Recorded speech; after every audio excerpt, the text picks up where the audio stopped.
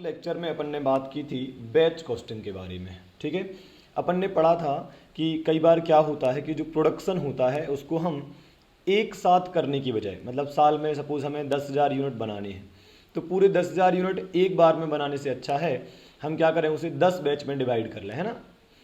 तो अपन ने क्या करा, 10,000 बनानी है, डिवाइड बाय 10 करेंगे तो हर बैच में 1,000 यूनिट बनेंगे, है ना। तो ऐसे 1,000 यूनिट का हमने बैच बना लिया। ऐसा हम कई बार करते हैं। तो इस केस में जो मेथड ऑफ कॉस्टिंग यूज होती है उसे अपन बैच कॉस्टिंग बोलते हैं। ठीक बात है। नॉर्मली एक बैच में एक टाइप के यूनिट ही बनते हैं, ठीक बात है। और हर एक बैच को एक सेपरेट आइडेंटिफिकेशन नंबर दे दिया जाता है ताकि पता चलता रहे कि यार कोई भी पर्टिकुलर यूनिट कौन से बैच में बना हुआ है। इसके और भी कई बार फायदे होते हैं कि सपोज कोई कुछ यूनिट्स में प्रॉब्लम अगर आई है तो पता चल जाता था कि यार ये कौन से बैच से बिलोंग करता है, तो उस पर्टिकुलर बैच को अपन क्या कर देते हैं, ठीक कर देते हैं या रिप्लेस कर देते हैं, और बाकी बैच एज इट इज़ चलते रहते हैं, या फिर उनमें कोई प्रॉब्लम नहीं है तो उसमें कुछ भी करने की आपको ज़रूरत नहीं पड़ती थी। ऐसी कुछ बातें अपन ने की थी। ठीक है, अब अपन क्या करते हैं, इस लेक्चर में बैच कॉस्टिंग को थोड़ा और आगे बढ़ाएंगे, प्लस उसके कुछ क्वेश्चंस करेंगे तो थोड़ा अंडरस्टैंडिंग और बढ़ जाएगी। ठीक है, तो भाई बैच कॉस्टिंग के अपन ने कुछ एग्जांपल तो कर ही लिए थे, है ना। अब उसमें और जो एक आध दो और कॉन्सेप्ट है उन पर भी अपन डिस्कशन कर लेते हैं। ठीक है, तो देखो क्या लिखा है भाई, batch production is a technique which is used today for distributing the total production in a series of small batches rather then mass production in one go. तो भाई बैच प्रोडक्शन मतलब कि पूरे प्रोडक्शन को एक साथ करने की बजाय स्मॉल स्मॉल बैचेस में डिस्ट्रीब्यूट कर लो, डिवाइड कर लो।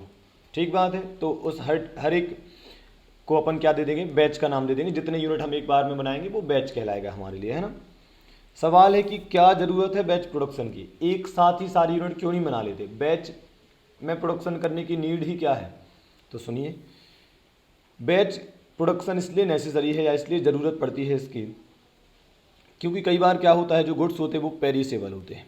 पेरिसेबल मतलब नाशवान वस्तुएं जो जल्दी ख़राब हो जाती हैं। अब आप सोचो यार, कोई वस्तु अगर हम ऐसी बनाने वाले, जैसे कि फूड आइटम्स हो सकते हैं कई बार, तो हम ऐसा नहीं कर सकते कि साल भर में 10,000 यूनिट की ज़रूरत पड़ेगी तो 10,000 ही आज बना लेते हैं, एक बार में बना लेते हैं। ऐसा अपन नहीं कर सकते। क्यों? क्योंकि फिर वो बन तो जाएंगे, जब हम उनको होल्ड करेंगे तो हो सकता है उनमें से बहुत सारे गुड्स ख़राब होते जाएँ, एक महीने या 10 दिन या 15 दिन या 2 दिन में ही ख़राब हो जाए, है ना। तो मजबूरी होती है कि हमें बैच में ही प्रोडक्शन करना पड़ेगा, और बैच इतनी का बनाना जितनी की रिक्वायरमेंट है। तो बैच में सपोज अपन ने 1,000 यूनिट बनाई और बेच दी, फिर 1,000 बनाई फिर बेच दी, ऐसा हमें करना पड़ेगा, मजबूरी है। पेरिसेबल गुड्स से एक साथ बना लेंगे तो रखे रखे खराब हो जाएंगे, है ना। और भी कुछ कारण हो सकते हैं बैच प्रोडक्शन के, जैसे क्या लिखा है, reduces the risk of obsolescence as any minor changes required in the specification of goods can be made in future batches, example size और color। मतलब ये हुआ कि यार अगर मान लो आज आपने सारी गुड्स बनाकर रख ली तो हो सकता है कल के दिन वो ऑब्सोलीट हो जाए। जैसे कि आपने क्या करा, ब्लैक कलर के बहुत सारे गुड्स बना लिए, अब कल के दिन रेड कलर की डिमांड ज़्यादा बढ़ गई या रेड कलर चाहता है कस्टमर, तो फिर क्या करोगे, प्रॉब्लम हो जाएगी ना। या आपने किसी एक पर्टिकुलर साइज के गुड्स बना के रख लिए और कस्टमर को कोई और साइज के गुड्स की जरूरत ज़्यादा पड़ रही है, तो क्या रहता है कि अगर आप बैच में प्रोडक्शन करते हो तो मान लो सपोज आपने एक बैच में 1,000 यूनिट ब्लैक कलर वाले बना दिए, ठीक है। अब अगली बार मान लो रेड की डिमांड ज़्यादा है तो फिर रेड वाले को ओपन कर लेंगे। तो ये चेंज कब संभव है, जब आप प्रोडक्शन बैच में करते हो। अब एक साथ सारे बना लोगे ब्लैक कलर के तो अब वो रेड मांगे या येलो मांगे या ब्लू मांगे आप दे ही नहीं पाओगे, है ना। तो कई बार अगर चेंजेस करने हैं समय के साथ, कस्टमर की नीड्स को ध्यान में रखते हुए, उनकी फीडबैक्स को ध्यान में रखते हुए, तो it is better to produce in batches. ठीक है, और भी कारण हो सकते हैं, जैसे कि अपन बोलते हैं कि कई बार क्या होता है कि कुछ इक्विपमेंट ऐसे होते हैं कि उनमें एक साथ एक लिमिटेड यूनिट ही बन सकती है। सपोज एक इक्विपमेंट है जिसमें एक बार में 2,000 यूनिट ही बन सकती है मैक्सिमम, तो यार मजबूरी है कि यार फिर तुम एक बार में 2,000 का ही बैच बना पाओगे, इससे ज़्यादा बना ही नहीं सकते। तो अगर 12,000 बनानी है तो 6 बैच बनाने पड़ेंगे, मजबूरी है, क्योंकि वो इक्विपमेंट की ऐसी रिक्वायरमेंट है कि एक बार में आप 12,000 एक साथ नहीं बना सकते, है ना। तो ऐसी कुछ बातें हैं जिनकी वजह से बैच कॉस्टिंग की ज़रूरत हमें पड़ती है। अब समझिए सर, बैच कॉस्टिंग में प्रॉब्लम क्या आती है। ठीक है, अगर हम बैच में प्रोडक्शन करते हैं तो प्रॉब्लम क्या आती है, ध्यान से सुनिएगा। What will be the size of batch, batch का साइज क्या रखें। मतलब हमें सपोज 12,000 यूनिट बनाने हैं तो एक बार में 12,000 बनाएं, या 2 बार में 12,000 बनाएं, मतलब 6,000 करके बनाएं, या 3,000 करके 4 बार बनाएं, या 2,000 करके 6 बार बनाएं, क्या साइज रखें बैच का। So what will be the size of batch, ये हमें डिसाइड करना होता है। That is how many units should be produced in a batch. ठीक है, तो एक प्रॉब्लम होती है जो बैच प्रोडक्शन में आती है कि हमें ये डिसाइड करना होता है कि कितने यूनिट हमें एक बैच में प्रोड्यूस करने हैं। तो सर उसमें क्या है, सर कितना भी बैच बना लो उसमें प्रॉब्लम क्या है, बताता हूँ प्रॉब्लम क्या है। अगर हम छोटू सा बैच बनाते हैं, अगर हम स्मॉल बैच में काम करते हैं, मतलब कम कम यूनिट एक बार में बनाएंगे, सपोज 12,000 यूनिट बनाने हैं और हमने डिसाइड करा कि यार हम 1,000 यूनिट एक बार में बनाएंगे, एक बैच में 1,000 यूनिट, तो कितने बैच लगेंगे, 12, है ना। तो देखो इससे नुकसान क्या होगा, नंबर ऑफ सेटअप सब हमें ज़्यादा करने पड़ेंगे, हर बैच के बाद सेटअप चेंज करना होता है। तो यार अगर 12 बैच बनाओगे तो 12 सेटअप करने पड़ जाएंगे, नहीं, तो ऐसे में हाई सेटअप कॉस्ट लग जाएगी। समझे आप बात को। तो अगर थोड़ा थोड़ा आप बैच में बनाते हो, मतलब हर बैच में कम आइटम रखते हो, तो आपके नंबर ऑफ बैचेस ज़्यादा हो जाएंगे, नंबर ऑफ बैचेस ज़्यादा होंगे तो नंबर ऑफ सेटअप ज़्यादा हो जाएंगे, तो सेटअप कॉस्ट क्या हो जाएगी, ज़्यादा हो जाएगी। ठीक है, अब तो दूसरा ऑप्शन क्या है, आप लार्ज बैच बनाओ, मतलब एक बड़ा बैच बनाओ, मतलब ज़्यादा यूनिट एक बार में बनाओ। तो इसमें एक और प्रॉब्लम है, इसमें प्रॉब्लम ये है कि अगर आप ज़्यादा बनाकर रख लोगे तो इन्वेंट्री को होल्ड करने की कॉस्ट बढ़ जाएगी। समझ पा रहे हैं आप। अगर 12,000 यूनिट साल भर में बनाने हैं और आपने एक ही बार में पूरे 12,000 बना दिए, तो वो 12,000 बनाकर होल्ड भी तो करने पड़ेंगे। तो होल्ड करने में स्टोरेज का खर्चा आएगा, और उतना सारा पैसा जो साल भर के लिए ब्लॉक हो गया उसमें इंटरेस्ट का नुकसान होगा, अपॉर्चुनिटी कॉस्ट का भी लॉस होगा, नहीं होगा भाई। सपोज आपने 12,000 यूनिट बना के रख लिए गोडाउन में, है ना। अब मान लो वो 20 लाख रुपए के थे, तो 20 लाख रुपए आपका ब्लॉक हो गया कि नहीं हो गया। वही 20 लाख अगर आप बैंक में जमा करते या कहीं और इन्वेस्ट करते तो कुछ तो रिटर्न कमाते, तो अपॉर्चुनिटी कॉस्ट का भी लॉस है। तो समझना, अगर बैच छोटा होगा तो सेटअप कॉस्ट बढ़ जाएगी। क्यों, क्योंकि अगर छोटा बैच होगा तो हमें बार बार बैच बनाने पड़ेंगे, बहुत सारे बैच बनाने पड़ेंगे, तो बहुत सारी बार हमें सेटअप करना पड़ेगा, तो सेटअप कॉस्ट बढ़ जाएगी। ठीक बात है। और यदि अपन बड़ा बैच बना लेते हैं तो दिक्कत क्या होगी, एक साथ बहुत सारी यूनिट बन जाएंगी तो होल्डिंग कॉस्ट बढ़ जाएगी। ठीक है, तो ऐसा है, स्मॉल बैच रखो तो भी प्रॉब्लम है, लार्ज बैच रखो तो भी प्रॉब्लम है। ठीक है, अच्छा दोनों में कुछ फायदे भी हैं। फायदे क्या हैं, अब फायदे देख लेते हैं। अगर आपने स्मॉल बैच बनाया, अगर आपने छोटे छोटे बैच बनाए तो आपको एक फ़ायदा भी है। बताओ वो फ़ायदा क्या है। फ़ायदा ये है कि आप कम यूनिट बनाओगे तो कम यूनिट होल्ड करनी पड़ेंगी, और अगर आप less number of units hold करते हो तो आपकी इन्वेंट्री होल्डिंग कॉस्ट भी क्या रहेगी, लेस रहेगी, कम रहेगी। बताइए। ऐसे ही लार्ज बैच बनाने का भी कुछ फ़ायदा है। क्या फ़ायदा है, अगर आप एक बार में एक बैच में ज़्यादा यूनिट बनाते हो तो कम बैच आपको बनाने पड़ेंगे। भाई 12,000 यूनिट बनाने हैं और आपने 2 बैच में पूरा प्रोडक्शन कर दिया, तो सेटअप भी 2 ही बार करना पड़ेगा। 2 बार सेटअप करोगे तो सेटअप कॉस्ट क्या हो जाएगी, कम हो जाएगी। वो अलग बात है कि ज़्यादा बन जाएंगी तो इन्वेंट्री कॉस्ट ज़्यादा लगेगी, है ना। तो कुल मिलाकर क्रक्स क्या है, क्रक्स ये है कि मतलब आप बैच स्मॉल रखो तो कुछ फ़ायदे हैं, कुछ नुकसान है। बैच बड़ा रखो तो भी कुछ फ़ायदे और नुकसान है। अल्टीमेटली हम क्या चाहते हैं, कुछ ऑप्टिमम टाइप की कंडीशन हमें मिल जाए जिसमें सब बैलेंस हो जाए, मतलब हम ओवरऑल फायदे में हो जाए, ओवरऑल टोटल कॉस्ट जो है वो क्या हो जाए, कम हो जाए। तो आपको मेरे हिसाब से आपको कुछ याद आना चाहिए। इतनी सारी बातें सुनने के बाद आपके दिमाग में कुछ तो आना चाहिए था। वो क्या है, वो आना चाहिए था इकोनॉमिक ऑर्डर क्वांटिटी। आप याद करो, यही टोन था जब मैंने आपको मटेरियल कॉस्टिंग में EOQ पढ़ाया था। बस तो बेटा अपन एग्जैक्टली वही पढ़ने वाले हैं, वही पढ़ रहे हैं। बस ये है कि थोड़ा सा ये एंगल अलग हो गया है। वहाँ पर कितना रॉ मटेरियल खरीदें एक बार में वो डिसाइड करते थे, यहाँ पर ये डिसाइड करते कि एक बार में एक बैच में कितने बनाए हम यूनिट्स, मतलब फिनिश गुड्स कितने बनाए। ठीक बात है। तो जरा सा अंतर है और कुछ नहीं, फॉर्मूला सब वही होगा, थोड़े 1-2 टर्म बदल जाएंगे, बाकी सब वही होने वाला है ना, इसलिए बहुत आसान है। ठीक है, तो अब पिक्चर में आता है कौन, हमारी प्रॉब्लम जो ये यहाँ पर मैंने बताई, इसका सॉल्यूशन क्या है, इकोनॉमिक बैच क्वांटिटी। ठीक है, जैसा EOQ इकोनॉमिक ऑर्डर क्वांटिटी हुआ करता था ना मटेरियल कॉस्टिंग में, कि अगर इतना क्वांटिटी एक बार में परचेस करेंगे, इतना क्वांटिटी एक बार में परचेस करेंगे तो ओवरऑल जो कॉस्ट है वो कम हो जाती थी। ऐसे ही होता है इकोनॉमिक बैच क्वांटिटी। मतलब क्या हुआ, EBQ इकोनॉमिक बैच क्वांटिटी। अगर इतनी क्वांटिटी एक बार में बनाएंगे तो ओवरऑल जो कॉस्ट है वो क्या हो जाएगी, कम हो जाएगी। ठीक है, सपोज जैसे 12,000 यूनिट है, अब आपने EBQ निकाला, इकोनॉमिक बैच क्वांटिटी निकाली और वो आई 2,000। जैसे 2,000 का मतलब ये है कि अगर आप दो 2,000 यूनिट एक बार में बनाते हो तो ओवरऑल जो आपकी कॉस्ट है वो सबसे कम रहेगी, लोएस्ट रहेगी। ठीक है, 2,000 के अलावा कुछ और करोगे तो आपकी जो कॉस्ट है वो लोएस्ट तो नहीं रहेगी, उससे तो ज़्यादा ही रहेगी, तो आपको नुकसान होगा, है ना। सो अपन बोल सकते हैं this is similar to what EOQ। ठीक है, ओके। आगे क्या है भाई, also known as optimum production quantity. इसे ऑप्टिमम प्रोडक्शन क्वांटिटी भी कहा जाता है, मतलब एक बार में कितनी यूनिट हम प्रोड्यूस करें, that is optimum production quantity, है ना। Means size of batch that minimises the total cost. एक बैच का साइज कितना रखें कि ओवरऑल जो कॉस्ट है वो क्या हो जाए, कम हो जाए।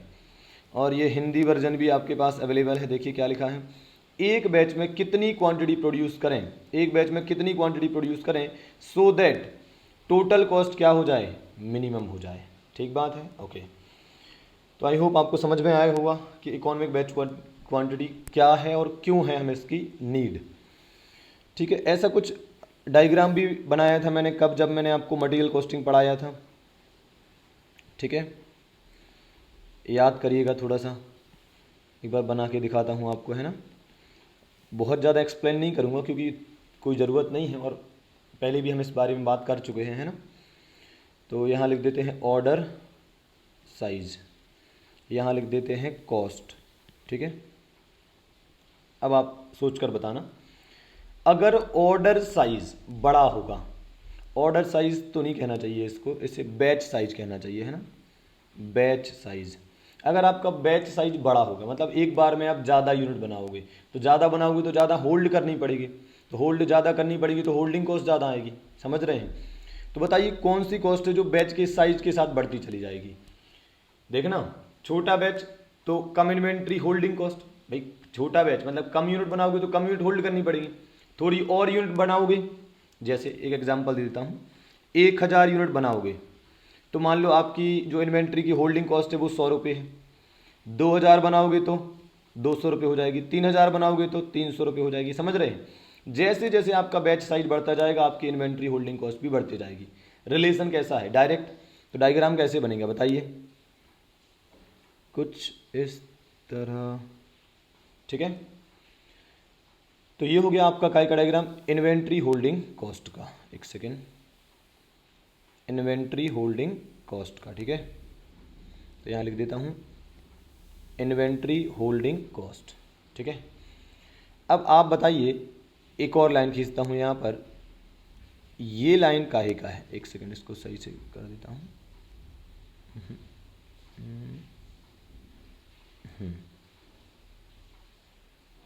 ये क्या है बताएंगे आप, ये कौन सी कॉस्ट है जो इनवर्स रिलेशन बता रही है, डाउनवर्ड स्लोप में कर्व बना है, ये है सेटअप कॉस्ट। कैसे, मान लो आपको टोटल 10,000 या 12,000 आपको यूनिट बनानी है, कितनी बनानी है, 12,000। ठीक है, आप एक बार में 1,000 बना रहे हो, तो आपकी होल्डिंग कॉस्ट कितनी लग रही है, 100 रुपये, पर सेटअप कॉस्ट कितनी लगेगी, सेटअप कॉस्ट। सेटअप कॉस्ट क्या होती है भाई, हर बैच के बाद आपको अगली जो यूनिट बनानी है उसके हिसाब से सेटअप करना होता है। जैसे मान लो आपने पहले बैच में ब्लैक यूनिट्स बनाई, अब अगले बैच में रेड यूनिट्स बनानी है, तो आपको सेटअप चेंज करना पड़ेगा, रेड कलर इंट्रोड्यूस करना पड़ेगा, इंसर्ट करना पड़ेगा, है ना। तो मान लो सेटअप कॉस्ट कितनी है, सपोज एक बैच की 50 रुपये है, एक बैच की 50 रुपये है। ठीक है, अब सुनना, 12,000 यूनिट बनानी है और एक बार में 1,000 बनाने वाले हो, तो कितने सेटअप करने पड़ेंगे, 12 सेटअप करेंगे। एक सेटअप का खर्चा आता है 50 रुपये, बताइए तो कितना आएगा अपना 12 बैचेस का, बताओ आप 12 बैचेस का कितना आएगा, यह आ जाएगा आपका 600 रुपये। ठीक बात है। ऐसे एक बार फिर से सोचते हैं, अगर हम 2,000 यूनिट एक बार में बनाते हैं और बनाने 12,000 हैं, तो 6 बैच में काम हो जाएगा, मतलब 6 सेटअप हमें करने पड़ेंगे। 6 सेटअप करोगे, एक सेटअप का खर्चा कितना है, 50, तो कितना खर्चा आएगा, 300, बोलो यार। फिर अगर एक बार में 3,000 बनाते हैं तो टोटल 12,000 बनाने हैं, तो 4 बैच लगेंगे, तो 4 बार सेटअप होगा, 4 बार सेटअप इंटू 50 कितना, 200। समझे आप बात को क्या हो रहा है। जैसे जैसे बैच का साइज बढ़ता चला जा रहा है वैसे वैसे सेटअप कॉस्ट क्या हो रही है, कम हो रही है। तो बैच साइज बढ़ रहा है, सेटअप कॉस्ट क्या हो रही है, सेटअप कॉस्ट क्या हो रही है, कम हो रही है। तो इसका मतलब रिलेशन कैसा है, इनवर्स। तो ये जो आपका कर्व है इकाई का है, ये है सेटअप कॉस्ट का। ठीक है। और इन दोनों को मिलाकर मैंने आपको सिखाया था एक नया कर्व बनाना, जिससे टोटल कॉस्ट अपन बोलते हैं। सेटअप कॉस्ट और होल्डिंग कॉस्ट दोनों को ऐड करना सिखाया था मैंने। एक बार स्पीड में बताता हूँ। देखो मैंने ऐसा कुछ बताया था आपको कि मान लो अपन क्या करें, ये क्या है आपकी होल्डिंग कॉस्ट, ठीक है। और अगर सेटअप कॉस्ट की बात करें तो ये जो पूरा का पूरा लाइन है रेड वाला, ये क्या है आपकी सेटअप कॉस्ट, बोलो ना यार। ये रेड वाली लाइन जो है देखना, यहाँ से यहाँ तक ये पूरी की पूरी लाइन क्या है, सेटअप कॉस्ट है, ठीक है। और ये इत्तू सी ब्लैक वाली लाइन ये क्या है, होल्डिंग कॉस्ट है। अब दोनों को ऐड करेंगे तो ये पॉइंट कहाँ रख जाएगा, ये पॉइंट आ जाएगा सपोज यहाँ पर, है ना। याद करो, अगर मैं कहूँ कि इस लाइन में आपको इस लाइन को जोड़ना है तो टोटल ये इतना और बढ़ जाएगा, नहीं ये उठाकर यहाँ आ जाएगा, है ना। तो ये लाइन इतनी बड़ी हो जाएगी। ऐसे ग्राफ को जोड़ना कहते से, है ना, समीशन ऑफ ग्राफ अपन बोल सकते हैं। ऐसी इस साइड भी क्या होगा, इस साइड पॉइंट आ जाएगा यहाँ कहीं, ठीक है। और इसके केस में आ जाएगा ये यहाँ कहीं भाई, है ना। अगर आप परफेक्ट ग्राफ बनाएंगे तो ये समझ में आएगा, अभी तो बस मैं हिंट कर रहा हूँ। इसको ऐसे मिला देते थे, ये हो जाता था हमारा टोटल कॉस्ट। तो इसका मतलब जहाँ पर होल्डिंग कॉस्ट और सेटअप कॉस्ट क्या होते हैं, बराबर होते हैं, वहीं पर आपकी टोटल कॉस्ट क्या होती है, मिनिमम होती है ना। तो इसी से डिराइव होकर बन जाता है आपका फॉर्मूला। वो डेरिवेशन मैंने आपको बताया था मटेरियल कॉस्टिंग में, अभी रिपीट नहीं कर रहा हूँ क्योंकि टॉपिक का इतना इंपॉर्टेंस हमारे लिए है भी नहीं, है ना। चलो तो अपन आगे बढ़ते हैं और अब बात कर लेते हैं फॉर्मूले की। वो फॉर्मूला क्या था भाई, है ना।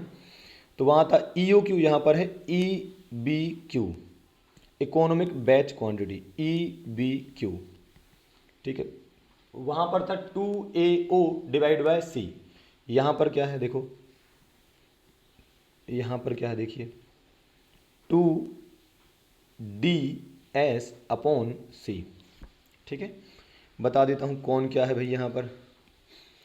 D क्या है, D है एनुअल डिमांड, है ना। तो वहाँ पर A लिखते थे एनुअल डिमांड को, यहाँ पर डील करें, कौन सी बड़ी बात है ना।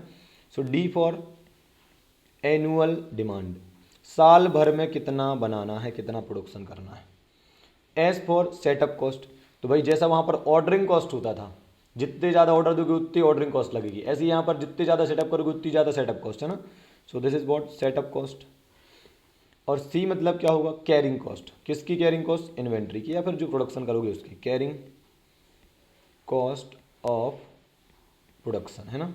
ध्यान रखें ये पर यूनिट होती है, carrying cost per unit per annum, जैसा वहाँ पर होता था ना। एक यूनिट को एक साल तक होल्ड करने की जो कॉस्ट होती है वो होती है इन्वेंट्री कैरिंग कॉस्ट, है ना यहाँ पर। सो ये हो गया आपका EBQ। आसान है, कोई दिक्कत नहीं है, देखा जाए तो सीधा EOQ ही अपन पढ़ रहे हैं, है ना। अब कुछ एग्जाम्पल करके देख लेते तो और एकदम कंफर्टेबिलिटी आ जाएगी, है ना। आ जाइए, चलो क्वेश्चन नंबर 5 से स्टार्ट कर लेते हैं, ठीक है। क्या दिया है भाई, मंथली डिमांड कितना है, 500 यूनिट है एक प्रोडक्ट की, ठीक है। तो मंथली 500 है तो साल भर में कितना कहलाया, 500 इंटू 12 महीने कर देंगे तो 6000 यूनिट हो जाएगा आपका एनुअल डिमांड्स, ठीक है। सेटअप कॉस्ट है पर सेटअप 60 रुपये, एक यूनिट की कॉस्ट क्या है 20 रुपये है, ठीक है। मैन्युफैक्चरिंग कॉस्ट ऑफ 1 यूनिट इस 20, रेट ऑफ इंटरेस्ट 10%, है ना। ये परसेंट जो भी दिया होगा ये क्या होगा आपका होल्डिंग कॉस्ट होगा, है ना। अपन ने मटेरियल कॉस्टिंग में बात करी थी कि होल्डिंग कॉस्ट को वो अलग अलग तरीके से लिख सकते हैं, रेट ऑफ इंटरेस्ट लिखेंगे या स्टोरेज कॉस्ट लिखेंगे या ऑब्सोलेसेंस रेट लिखेंगे, कुछ भी ऐसा लिखेंगे, है ना। अब बताइए EBQ निकालना है, EBQ तो 2 क्या था फॉर्मूला, 2DS अपॉन C। तो एनुअल डिमांड कितनी है 6000, तो यहाँ लिख दे रहा हूँ 6000। सेटअप कॉस्ट कितनी है, सेटअप कॉस्ट कितनी है 60 रुपये, और whole divide by carrying cost कितनी है 10%। ये परसेंट कहीं पर लगाते थे, वहाँ पर अगर आपको याद हो EOQ में परचेज प्राइस पर अपन अप्लाई करते थे होल्डिंग कॉस्ट का परसेंटेज। यहाँ पर जो भी मैन्युफैक्चरिंग कॉस्ट होगी उस पर अप्लाई कर देंगे, है ना। तो 20 रुपये का 10% कितना हो जाएगा 2 रुपये, ठीक बात है। 20 रुपये का 10% 2 रुपये, 20 इंटू 2 रुपये, है ना, ठीक है भाई। और ये थी कैसी अपनी, हाँ ठीक है, तो ये 2 रुपये कितना आएगा आपका जवाब बता सकते हैं आप, कैलकुलेट कर लेते हैं। 6 इंटू 2 12,000 इंटू 60 डिवाइड बाय 2 और रूट कर देते हैं अपन इसका, तो यार 600 आ रहा है आंसर, है ना। तो 600 यूनिट हो जाएगा आपका EBQ, इकोनॉमिक बैच क्वांटिटी। अच्छा एक और बात, अगर आपको इसकी अंडरस्टैंडिंग चाहिए तो एक बार बोल देता हूँ किसकी, होल्डिंग कॉस्ट की। आप 1 यूनिट बनाते हो उसका खर्चा होता है 20 रुपये, ठीक है। तो जैसे ही आप 1 यूनिट बनाकर गोडाउन में रखोगे ना, मतलब आपके 20 रुपये ब्लॉक हो गए, है ना। फिर से बोलता हूँ, आपने 1 यूनिट बनाई 20 रुपये की और उसको बनाकर गोडाउन में रख दिया, वेयर हाउस में रख दिया, तो 20 रुपये आपके ब्लॉक हो गए। अब ये 20 रुपये अगर आप बैंक में जमा करते तो आप उस पर 10% कमा लेते, ठीक बात है। लेकिन आप कमा पाएंगे क्या, नहीं, क्योंकि आपने तो स्टॉक बना कर रख लिया है। तो आपका 20 रुपये पर 10% का लॉस होगा, अपॉर्चुनिटी कॉस्ट, है ना, ऑफ इंटरेस्ट फॉरगोन, ऐसा समझ लो आप। तो 20 रुपये का 10% 2 रुपये। तो जब भी आप 20 रुपये का एक इन्वेंट्री बनाकर रखोगे ना, आपका 2 रुपये होल्डिंग कॉस्ट होगा। क्यों? क्योंकि आपका 2 रुपये का नुकसान हो रहा है। जो आप 2 रुपये कमा सकते थे बैंक में जमा करके, वो आप नहीं कमा पा रहे हैं ना। ओके, वैसे तो ये सब बातें हम पढ़ चुके हैं मटेरियल कॉस्टिंग में, है ना। ओके, सो ये था हमारा क्वेश्चन नंबर 5। और आगे चलते हैं, क्वेश्चन नंबर 6 की बात करते हैं। Messrs KBC bearing limited is committed to supply 48,000 bearings per annum. चलो ये तो बहुत बढ़िया। जो डी है, एनुअल डिमांड है, वो तो डायरेक्टली मिल गया। फिर क्या है, it is estimated that it cost ₹1 as inventory holding cost per bearing per month. Per month है, हमें चाहिए होता है पर एनम। सो होल्डिंग कॉस्ट मतलब यहाँ पर कैरिंग कॉस्ट का हो या होल्डिंग कॉस्ट का हो, तो कैरिंग कॉस्ट कितना हो जाएगा आपका, 1 यूनिट का 1 रुपया है पर मंथ। तो 1 रुपया इंटू, हमें साल का चाहिए होता तो 12 मंथ मल्टीप्लाई कर देंगे तो हो जाएगा ₹12, ठीक है। तो आपका कैरिंग कॉस्ट कितना हो गया, ₹12 पर यूनिट पर एनम, ठीक है। और आगे क्या लिखा है, सेटअप कॉस्ट पर रन, मतलब पर सेटअप कितनी है, 3200 रुपये। तो एक सेटअप का खर्चा है 3200, ठीक है। सब कुछ मिल गया। आपसे पूछा है optimum run size of bearing manufacture, एक बार में कितने यूनिट हम बनाएं, क्या साइज रखें, बैच का या रन का। तो देखना 2 इंटू डी कितना है 48,000 इंटू सेटअप कॉस्ट कितना है, मतलब एस कितना है 3200, और होल डिवाइड बाय आपका कैरिंग कॉस्ट कितना है 12 रुपये। इसको सॉल्व करिए आप, कितना आएगा, ये आ रहा है 5060 यूनिट, ठीक है। 5060 यूनिट, 5060 यूनिट्स। आसान है मेरे हिसाब से, कोई प्रॉब्लम नहीं है, ठीक है। और कुछ भी पूछा है, देखो what would be the interval between 2 consecutive optimum runs, मतलब 2 बैच के बीच में समय कितना होगा, कितने कितने दिनों में हम एक बैच बनाएंगे, ऐसा समझ लो आप, ठीक बात है। तो पहले आप मुझे ये बताइए, मैं यहीं पर सॉल्व करते जा रहा हूँ, है ना। आप बताइए, अच्छा ऐसे क्वेश्चन भी मटेरियल कॉस्टिंग में होते थे, है ना। तो 48,000 यूनिट आपको साल भर में बनाने हैं, एक बार में आप कितने बनाने वाले हैं, 5060। इसका मतलब बताइए आप कितने बैच बनाने वाले हैं, बताइए आप कितने बैच बनाने वाले हैं। ये आ रहा है 9.49, दैट इज अपन बोल सकते हैं कि अब भाई अधूरा बैच तो कुछ होता नहीं है, बैच का खर्चा तो वही आएगा, तो अपन 10 बैच मान लेते हैं, ठीक है, राउंड ऑफ करके 10 बैच या 10 रन मान लेते हैं, ठीक बात है। 10 बैच आपको बनाने पड़ेंगे। अब बताओ 10 बैच आप बनाएंगे 365 दिनों में, 365 दिनों में 10 बैच, तो बताओ 36.5 डेज में क्या होगा, एक बैच का टाइम हो गया, बोलो यार। तो एक बैच बनाया वो कितने दिन तक चल जाएगा, 36.5 डेज तक, फिर नया बैच बना देंगे, फिर 36.5 डेज तक चलेगा, फिर नया बैच बना देंगे, ऐसा चलता रहेगा। अरे कितनी सिंपल बात है यार, साल भर में 10 बैच बनानी है, साल भर में 10 बैच बनानी है, तो एक बैच का टाइम ड्यूरेशन क्या होगा, मान लो आज अपन ने एक बैच बना दिया तो कब तक, 36.5 दिन तक चलेगा, फिर अगला बैच बनाएंगे, फिर वो 36.5 डेज तक चलेगा, है ना।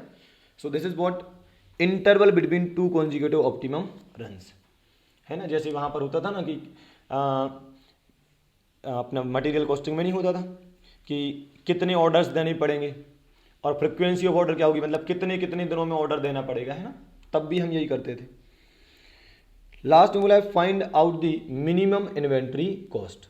तो मिनिमम इन्वेंट्री कॉस्ट अपन कैसे निकालेंगे, तो इन्होंने शब्द गलत यूज़ कर दिया, इन्होंने मिनिमम इन्वेंट्री कॉस्ट नहीं लिखना चाहिए, इन्हें ये कहना चाहिए कि इन्वेंट्री कॉस्ट कितनी होगी, किस पर, अगर हम ये 5060 यूनिट बुलाते हैं तो, है ना।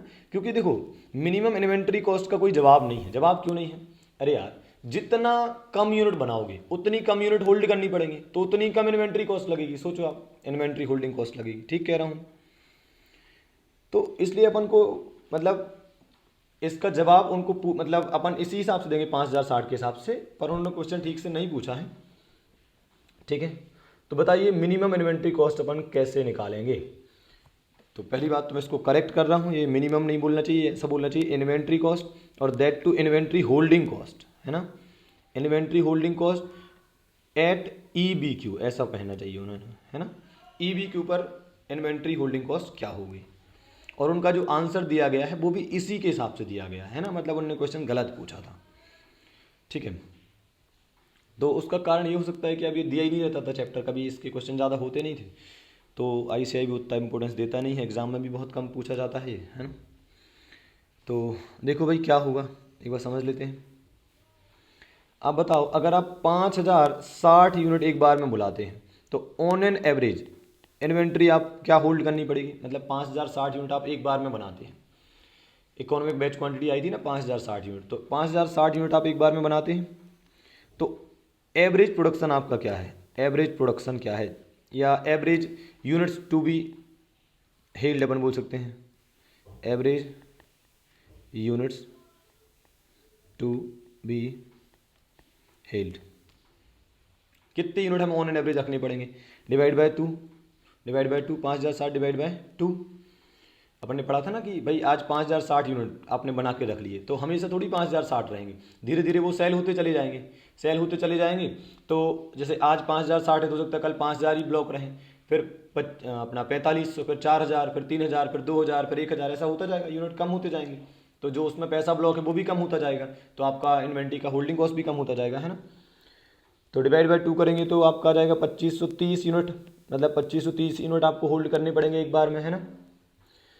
और कैरिंग कॉस्ट क्या थी, पर यूनिट पर एनम 12 रुपये थी, तो 2530 इंटू 12 रुपये, बोलो यार कितना हो जाएगा, ये हो जाएगा 30,360, ये हो जाएगा आपका inventory holding cost at economic batch quantity, है ना। थोड़ा सा उन्होंने रॉन्ग तरीके से उन्होंने क्वेश्चन को पूछा, मतलब इंटेंशन कुछ और था और लिख कुछ और दिया, है ना। और ऐसे क्वेश्चन तो अपन ने मटेरियल कॉस्टिंग में भी किए हैं ना यार, जिसमें ऐसा कुछ निकालने को हमसे पूछा जाता था। ठीक है, चलो तो अब बढ़ते हैं आगे। ठीक है, अच्छा ये सारे क्वेश्चन आपके स्टडी मटेरियल के हैं, अगर आपको और बेहतर प्रेजेंटेशन देखना हो तो आप वहाँ से देख सकते हैं, सिंपल है इसलिए मैं स्पीड में समझाते चल रहा हूँ, है ना। अब आ जाते हैं क्वेश्चन नंबर 7 पर, ये थोड़ा सा अच्छा है, इस पर मैं R बना रहा हूँ, है ना, इसको थोड़ा ध्यान से समझ लेना। A company has an annual demand from a single customer for 50,000 liters of a paint product। ठीक है, एक कस्टमर है, उसको उसने क्या ऑर्डर दिया है अपन को कि यार हमको ना 50,000 लीटर पेंट प्रोडक्ट चाहिए, भाई पेंट के उसको बॉक्सेस चाहिए होंगे, समझ लो एक तरीके से, है ना। तो 50,000 लीटर उसको पेंट चाहिए, है ना। The total demand can be made up of a range of colours to be produced in a continuous production run after which a setup of the machinery will be required to accommodate the colour change, मतलब 50,000 litre चाहिए है पर colour change कर करके उसको चाहिए है, ठीक बात है। Okay, the total output of each colour will be stored and then delivered to the customer as single load immediately before production of next colour commences. तो अपन क्या करते हैं, बनाया उसको रखा, और जैसे ही नेक्स्ट प्रोडक्शन मतलब नेक्स्ट कलर का पेंट बनाना स्टार्ट करेंगे उसके पहले हम क्या कर देंगे, उसे सप्लाई कर देंगे। ठीक है, तो क्या लिखा है, इसको फिर से पढ़ देते हैं। The total output of each colour will be stored and then delivered, store करेंगे और डिलीवर कर देंगे। ठीक है, to the customer as single load immediately before production of the next colour commences. अगला कलर स्टार्ट करने के पहले हम क्या करेंगे, पुराना वाला जो लॉट होगा वो सप्लाई कर देंगे। फिर क्या लिखा है, अच्छा क्वेश्चन में ना लैंग्वेज थोड़ी 19-20 है, बाकी है कुछ नहीं क्वेश्चन में, है ना। द सेटअप कॉस्ट कितना है, 100 पर setup. The service is supplied by an outside company as required. ठीक है, और ये काम है जो बाहर वाले हमारे लिए करते हैं, है ना। The holding cost are incurred on rented storage space which cost rupees. अच्छा हाँ, ध्यान से रखिए, होल्डिंग कॉस्ट कैसे लगती है भाई, अपन ने रेंट पर ले रखा है एरिया, तो स्टोर करने का हमें किराया देना पड़ता है, तो खर्चा कैसे आता है, ₹50 पर स्क्वायर मीटर पर एनम।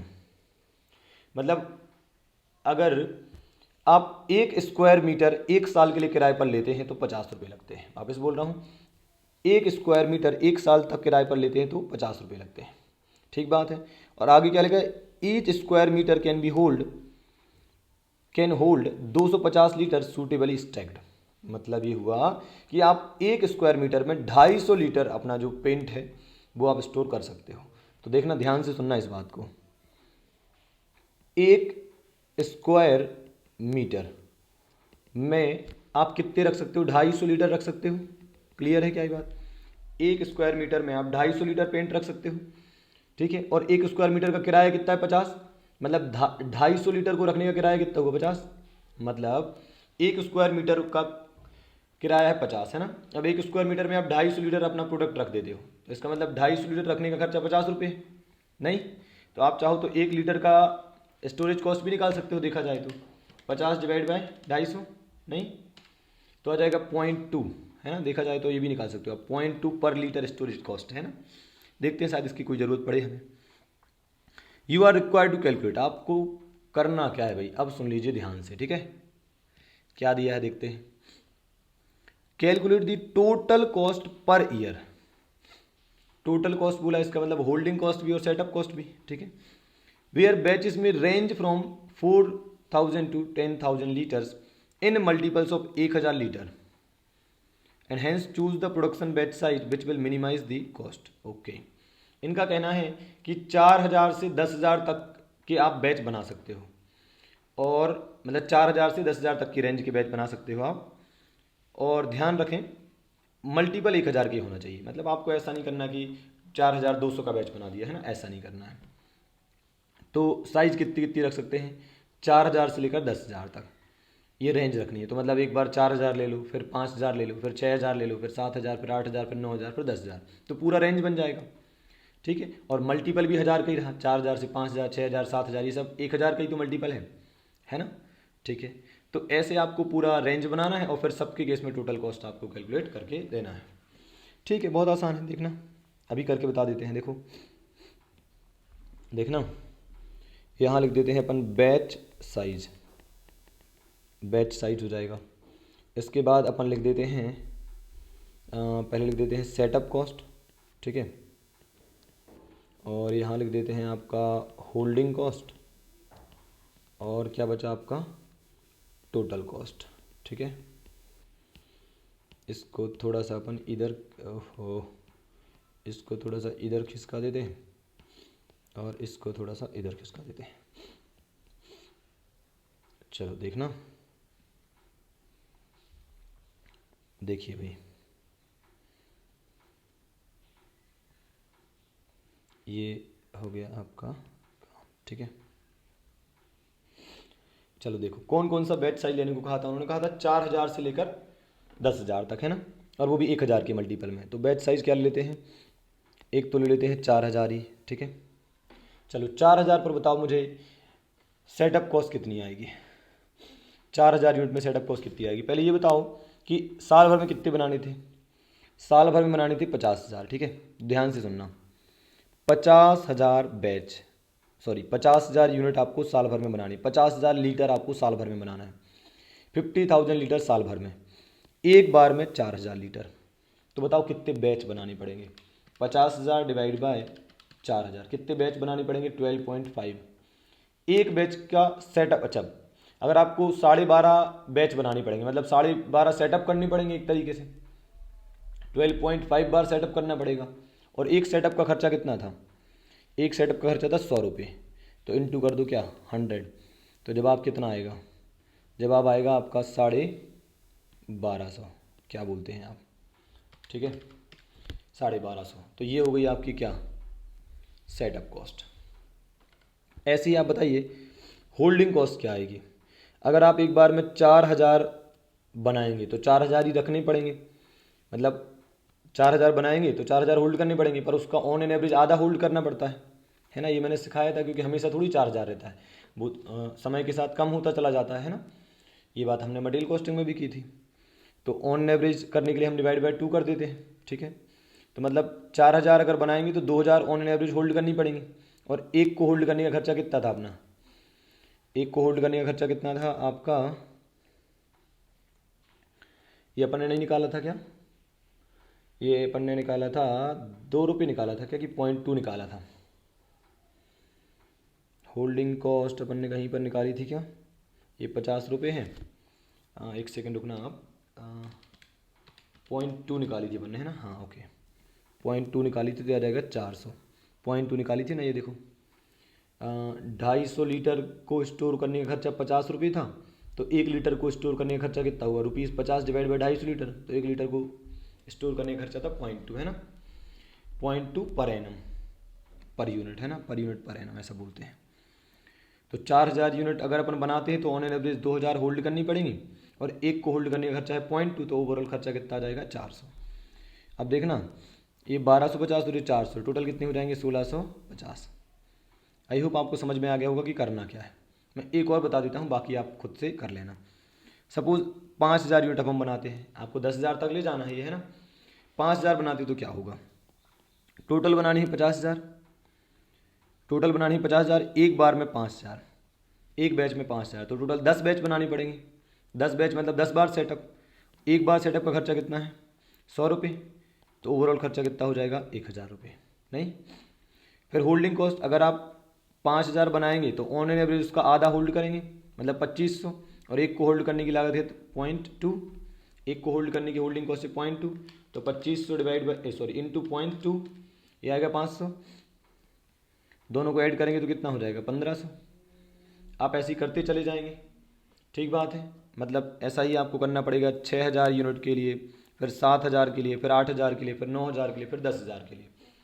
इसमें से जिसमें भी टोटल कॉस्ट कम आएगी, जैसे यहाँ 1650 आ रही है, यहाँ 1500, ऐसी सब जगह आएगी, जहाँ सबसे मिनिमम आएगी वो आपके लिए क्या हो जाएगा, ऑप्टिमम वाली कंडीशन हो जाएगी, बेस्ट कंडीशन हो जाएगी उनके अकॉर्डिंग, जैसा उन्होंने पूछा था। उन्होंने पूछा था कि इन सारे बैच साइजेस में से 4000 से लेकर 10,000 के बैच साइजेस में से सबसे बढ़िया साइज़ कौन सा होगा, सबसे कम खर्चे वाला साइज़ कौन सा होगा, ठीक है। एक और बात जो आपके मन में आ सकती है डाउट के रूप में, कि सर आपने क्या करा था, 50,000 डिवाइड बाई 4000 करा था, तो आया था 12.5। अब 12.5 बैच तो हो ही नहीं सकते ना यार, या तो 13 बैच होंगे या 12 बैच होंगे, पर आपने 12.5 क्यों ले लिया। आप बिल्कुल सही सोच रहे हैं, ऐसा नहीं कर सकते हैं, पर कैलकुलेशन पर्पज से बुक्स ऐसा करती हैं। ICI 99% क्या करेगा, राउंड ऑफ नहीं करता है, वो कैलकुलेशन पर्पज से जैसा रहता है वैसे ही करता चला जाता है इस केस में बस, ठीक बात है। तो अगर आप राउंड ऑफ कर भी देंगे और नोट डाल देंगे तो आप गलत नहीं है, पर मेरा सजेशन ये है कि आप राउंड ऑफ मत करें, आप ऐसे ही चलें, ठीक बात है। और कर देंगे तो गलत कभी नहीं है आप, है ना। ओके, फिर क्या पूछा है, use the economic batch size. अच्छा, अभी इकोनॉमिक बैच साइज बोला है, इकोनॉमिक बैच साइज का फॉर्मूला तो अपन ने अभी लगाया ही नहीं था। अभी तो उन्होंने बोला था कि 4000 से 10,000 तक का रेंज बना दो और बताओ सबसे कम किस में आएगा, है ना। मतलब फॉर्मूला नहीं लगाया था हमने किसका, इकोनॉमिक बैच क्वांटिटी का। अब बोला कि इसको लगाओ और बताओ कितना आएगा बैच साइज, जिस पर मिनिमम टोटल कॉस्ट हो जाएगी। तो ठीक है, बैच साइज बता देते हैं, मिनिमम फॉर्मूला लगा देते हैं। फॉर्मूला क्या है, फॉर्मूला था आपका 2DS/cc। तो 2 इंटू एनुअल डिमांड कितनी है 50,000, और सेटअप कॉस्ट कितना है, एक सेटअप का 100 रुपये, है ना। और कैरिंग कॉस्ट कितना था 0.2, है ना। इसको सॉल्व करते हैं तो कितना आएगा, 50,000 इंटू 2 हो जाएगा 1,00,000, 1,00,000 इंटू 100, 100,00,000। कुछ ज़्यादा ही लग रहा है ये तो यार, हैं। 2 इंटू 50,000 इंटू 100, तो 1,00,000 इंटू 100 हो जाएगा 100,00,000, और डिवाइड बाय करना है 0.2। ओ माय गॉड, अच्छा हाँ, अभी रूट भी तो करना है, ठीक है। क्या यार, मैं भी यार कमाल करता हूँ। इंटू 100 करेंगे तो 2 इंटू 50,000 इंटू 100 डिवाइड बाय 0.2, इसको अंडर रूट करेंगे तो आ रहा है 7,071। कितना आ रहा है 7,071, 7071। ये आ जाएगी आपकी क्या, इकोनॉमिक बैच क्वांटिटी, ठीक बात है। अब देखो, अब कुछ और बातें भी हैं यार, जैसे कि सपोज अगर उन्होंने बोला, अभी तो इसमें नहीं बोला है, पर उन्होंने बोला कि अगर 1,000 के मल्टीपल में ही बैच बनाना है तो या तो 7,000 बनाने पड़ेंगे या 8,000। जैसे हालात दिख रहे हैं 7,000 बनाना ज़्यादा सही है, 7,071 तो है ही। तो अब केवल 71 यूनिट एक्स्ट्रा बनाने के लिए हम एक बैच का खर्चा बढ़ाएंगे, वो थोड़ा सा रिस्की भी हो सकता है, खैर वो तो डिपेंड करता है कि कौन सा ऑर्गेनाइजेशन का पॉलिसी कैसा है, वो कैसा डिसीजन लेते हैं। अपन यहाँ पर डिसीजन मेकर तो नहीं है कम से कम, है ना। तो 7,071 अपना इकोनॉमिक बैच क्वांटिटी आ गया। अब वो उनका मैटर है कि यार उनको 1,000 के मल्टीपल में चाहिए या कैसा चाहिए। ठीक बात है, पर फॉर्मूला के हिसाब से तो आंसर यही है जिस पर टोटल कॉस्ट आपकी क्या हो जाएगी, मिनिमम हो जाएगी। ठीक है, तो ये था आपका इकोनॉमिक बैच क्वांटिटी। ठीक है।